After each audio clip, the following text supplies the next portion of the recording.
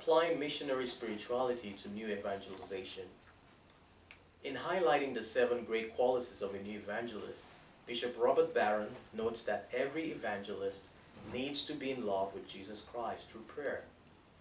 Prayer and the Eucharist are primary channels for our evangelization.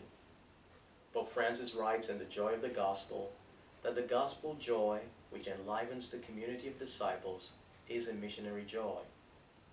If the joy flowing from our encounter enlivens our missionary spirituality, prayer sustains that missionary spirit in us, especially when we do not see the results we desire through our work of evangelization. The Holy Father Pope Francis goes on to write, "I dream of a missionary option, that is, a missionary mandate, impulse capable of transforming everything so that the Church's customs, ways of doing things, times and schedules, language and structures can be suitably channeled for the evangelization of today's world rather than for her self-preservation.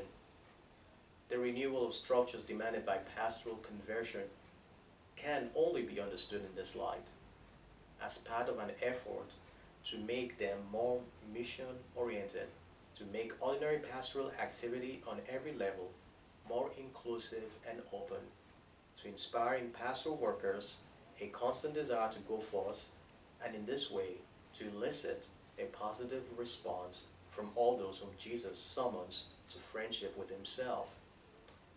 And so the question is, why is prayer a primary issue in our work?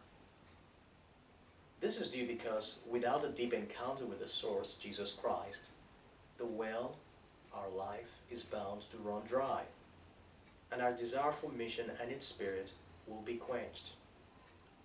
And Pope Francis goes on to add, "Today we are seeing in many pastoral workers, including consecrated men and women, an inordinate concern for their personal freedom and relaxation, which leads them to see their work as a mere appendage to their life, as if it were not part of their very identity. At the same time, the spiritual life comes to be identified with a few religious exercises which can offer a certain comfort, but which do not encourage encounter with others, engagement with the world, or a passion for evangelization. As a result, one can observe in many agents of evangelization, even though they pray, a heightened individualism, a crisis of identity, and a cooling of fervor. These are 3 evils which fuel one another." And so, in other words, even among many who are in religious life or in the religious state, a constant reminder of the importance of prayer needs to be stressed. In our own parish community and in my ministry, we ought to remind ourselves, and we remind ourselves by a constant preaching about the importance of prayer.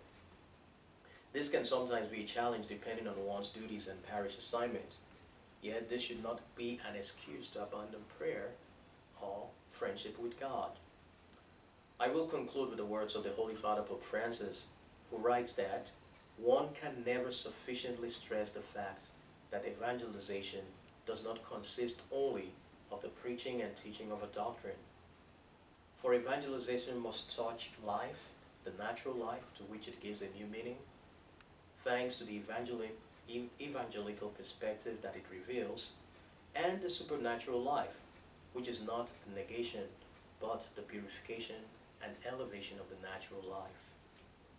This supernatural life finds its living expression in the 7 sacraments and in the admirable radiation of grace and holiness which they possess.